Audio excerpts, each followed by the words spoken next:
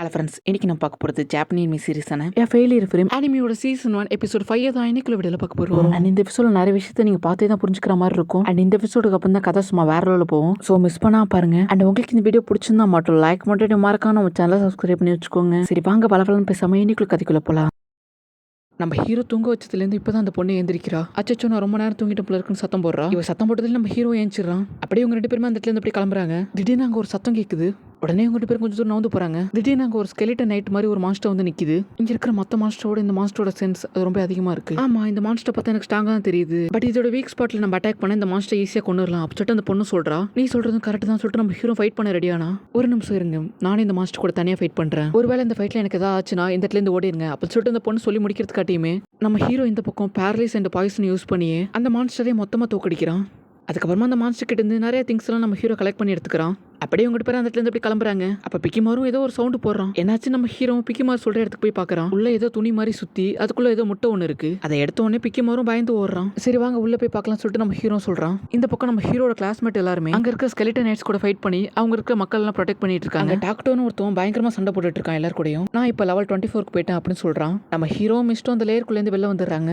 எனது நீங்க தான் டிராகனை கண்டுபிடிச்சிங்கன்னு சொல்லிட்டு அங்க இருக்கிற எல்லாருமே மிஸ்ட்டை பார்த்து பாராட்டி பேசிட்டு இருக்காங்க. அவளுக்கான ரிவார்டு அவளுக்கு கிடைக்கும்னு சொல்லிட்டு நம்ம ஹீரோ ஓரமா போயிட்டு இருக்கான். அதுக்கப்புறமா மிஸ்டர் ஓடி வந்துட்டு ரொம்ப தேங்க்ஸ் அப்படின்னு சொல்றா. உனக்கான ரிவார்டை கொடுத்துட்டாங்கன்னு சொல்லிட்டு நம்ம ஹீரோ கேட்கறான். இல்ல எனக்கான ரிவார்டு நாளைக்கு தரேன் சொல்லியிருக்காங்க அப்படின்னு மிஸ்டும் சொல்றா. அப்ப இன்னைக்கு நைட்டு நீங்க தான் தங்கி ஆகணும். எப்படியும் உனக்கு ஓகேன்னா சொல்லு, நைட்டு உன்கிட்ட சில விஷயம் பேச வேண்டியது இருக்கு அப்படின்னு நம்ம ஹீரோ கேட்கறான். எனக்கு ஓகே தான் சொல்லிட்டு மிஸ்டும் சொல்றா. சரி ஓகே அப்ப நான் நைட் ஒரு ரூம் புக் பண்றேன், அங்க கரெக்டா 8 மணிக்கு வந்து அப்படின்னு நம்ம ஹீரோ மிஸ்ட பார்த்து சொல்றான்.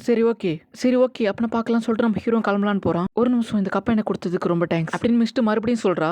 நம்ம ஹீரோ நைட்டு ரூம் புக் பண்ணி பிக்கிமாருக்கும் சாப்பாடு கொடுக்குறான். அப்ப கரெக்டா 8 மணி ஆக மிஸ்டும் கரெக்டான டைமுக்கு வந்துடுறா. என்னாச்சு ஏதோ பேசணும் கூப்பிட்டீங்க, என்ன விஷயம் சொல்லிட்டு அந்த பொண்ணு கேட்கறா. நான் உனக்கு பண்ண ஹெல்ப்புக்கு மறுபடியும் எனக்கு ஏதாவது ஹெல்ப் பண்ணணும்னு நினைச்சேனா நான் சொல்ற விஷயத்த மட்டும் நீ பண்ணா போதும். ஒன்றும் இல்லை, நான் கோல்டன் டீமன்ஸ் உனக்கு போக போறேன். அது உனக்கே முன்னாடியே தெரியும். எனக்கு ஹெல்ப் பண்ணி எனக்கு ஒரு பாடி கார்டா வரணும்னு ஆசைப்படுறேன் அப்படின்னு நம்ம ஹீரோ சொல்ல அதுக்கு மிஸ்ட் ஒரு மாதிரி யோசிக்கிறா. ஏன்னா அவ போக வேண்டிய ஊரு கோல்டன் டீமன்ஸ் உனக்கு பக்கத்துல இல்ல ரொம்பவே தூரமா இருக்கு. இருந்தாலும் ஒரு நிமிஷம் நம்ம ஹீரோ பண்ண ஹெல்ப்லாம் யோசிச்சு பாக்குறா. நான் இதுக்கு ஒத்துக்கிறேன் அப்படிங்கிற மாதிரி சொல்றா. நம்ம ஹீரோ தேங்க்யூ சேசஸ்ன்னு சொல்றா. உங்களுக்கு எப்படி அந்த பேர் தெரியும்னு சொல்லிட்டு மிஸ்டும் கேட்குறா. நீ தூங்கும்போது நான் பார்த்தேன். இல்லை ஐ மீன் நான் தான் உன்னை தூங்கவே வச்சேன்.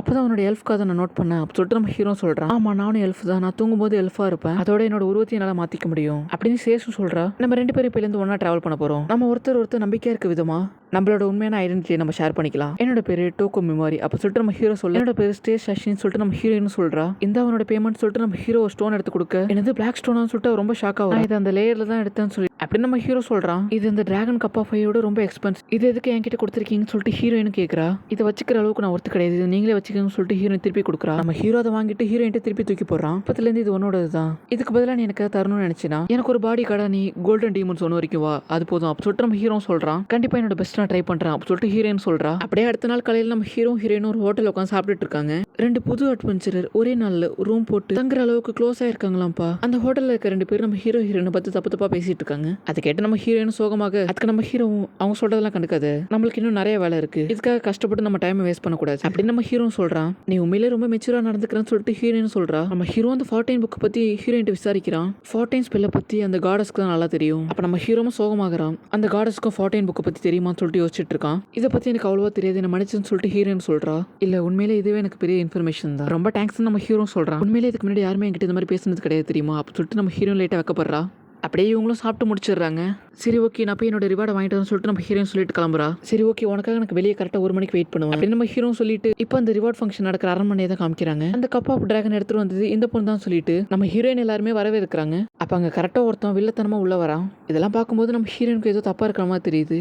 ஆல்ரெடி டைம் வர ரொம்ப ஆயிடுச்சு, இன்னும் வரலன்னு சொல்லிட்டு நம்ம ஹீரோ வெளில வெயிட் பண்ணிட்டு இருக்கான். அப்படியே இந்த பக்கம் காடஸும் அயக்காவும் தான் காமிக்கிறாங்க. நீ ஸ்கெலிட்டன் நைட்ஸ் கூட உண்மையிலே சூப்பரா ஃபைட் பண்ணு சொல்லிட்டு காடஸும் அயக்காவை பார்த்து சொல்றா. ஆமா நீ ஏன் டாக்கோட குரூப்ல ஜாயின் பண்ண மாட்டேங்கிற அப்படின்னு சொல்லிட்டு காடஸும் கேட்கறாங்க. ஏன்னா அவன் ஒரு சைக்கோ, அவன் ஃபைட் பண்ணும்போது அவனை பத்தி மட்டும் தான் யோசிப்பான், சுத்தி இருக்கிறவங்க எப்படி ஆனாலும் அவனுக்கு கவலை கிடையாது, அவனை பத்தி மட்டும் தான் அவன் யோசிப்பான், நான் அவன் டீம்ல சேர எனக்கு விருப்பம் இல்லை அப்படின்னு சொல்லிட்டு அயக்காவும் சொல்றான். உடனே காடஸும் அயக்காவை பார்த்து நீ ஒரு சுயநலக்காரின்னு சொன்னோடனே அயக்கா இன்னும் பயங்கரமா டென்ஷன் ஆயிட்டு அங்கேருந்து அப்படி கிளம்புறா. ஒரு நிமிஷம், நீ ஒரு எஸ் ரேங்க் ஃபைட்டுங்கிறது மட்டும் மறந்துடாது அப்படின்னு சொல்லிட்டு காடஸ் சொல்றா. இந்த பக்கம் நம்ம ஹீரோவும் கண்டிப்பாக ஹீரோனுக்கு ஏதோ ஒரு பிரச்சனைங்கிறத புரிஞ்சுக்கிட்டு ஓகே நம்ம பார்க்கலாம்னு சொல்லிட்டு நம்ம ஹீரோவும் போகிறான். போகிற வழியில் அங்கே இருக்க சில பேர் கப் ஆஃப் டிராகனே ஒரு பொண்ணு எடுத்துருக்கா பத்தியா, அதை போய் நம்ம சீக்கிரமா எடுக்கணுங்கிற மாதிரி பேசிட்டு இருக்காங்க. அதை கேட்டோன்னு நம்ம ஹீரோக்கு ஒரு மாதிரி ஆயிடுது. ஏன்னா நம்ம ஹீரோ தான் அந்த கப் ஆஃப் டிராகனையே நம்ம ஹீரோயினுக்கே கொடுத்துருப்பான். அதோட நம்ம ஹீரோயின் ஏதோ பெரிய பிரச்சனையில இருக்காங்கிறது நம்ம ஹீரோ புரிஞ்சுக்கிறான். அங்க பாருங்க பிளாக் டிராகன் நைட்ஸ் அப்படின்னு சொல்லிட்டு அங்க இருக்க மக்கள் ஆச்சரியமா பாக்குறாங்க. அப்படியே இந்த பக்கம் பிளாக் டிராகன் நைட்ஸ்லாம் நம்ம ஹீரோயினா துரத்திட்டு இருக்காங்க. நம்ம ஹீரோயினும் முடிஞ்ச அளவுக்கு அங்க இருக்க டிராகன்லாம் சமாளிச்சிட்டு இருக்கா அவளோட பேசிக் மேஜிக் யூஸ் பண்ணி. அவளை தான் முடிஞ்சிச்சுன்னு சொல்லிட்டு பார்த்தா பின்னாடில இருந்து ஒருத்தன் பயங்கரமா அட்டாக் பண்ண நம்ம ஹீரோயினும் திரும்பி அட்டாக் பண்றா.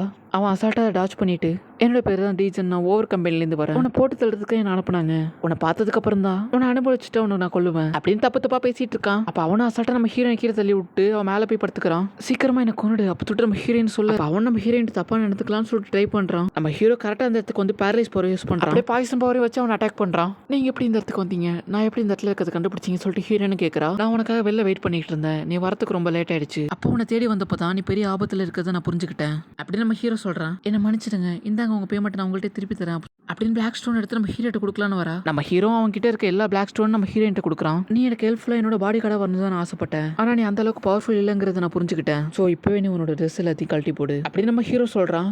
அப்படியே இந்த இடத்துல இந்த எபிசோட் முடியுது. நம்ம ஹீரோ ஏன் அப்படி சொன்னாங்கிறத நெக்ஸ்ட் எபிசோட் பார்த்து தான் தெரிஞ்சுக்கணும். நம்ம ஹீரோ அதுக்காக தான் இப்படி சொல்லியிருப்பான், இதுக்காக தான் அப்படி சொல்லியிருப்பான் சொல்லிட்டு நீங்களே ஓவர் அசீம் பண்ணிக்காதீங்க. அண்ட் இதுக்கப்புறம் தான் கதை சும்மா வேற லெவலில் போகும். ஸோ மிஸ் பண்ணா பாருங்க. அண்ட் உங்களுக்கு இந்த வீடியோ பிடிச்சிருந்தா மட்டும் லைக் பண்ணிட்டு மறக்காம நம்ம சேனல் சப்ஸ்கிரைப் பண்ணி வச்சுக்கோங்க. அண்ட் தேங்க்யூ ஃபார் வாட்சிங். கை மாறா நெக்ஸ்ட் எபிசோட மீட் பண்ணலாம்.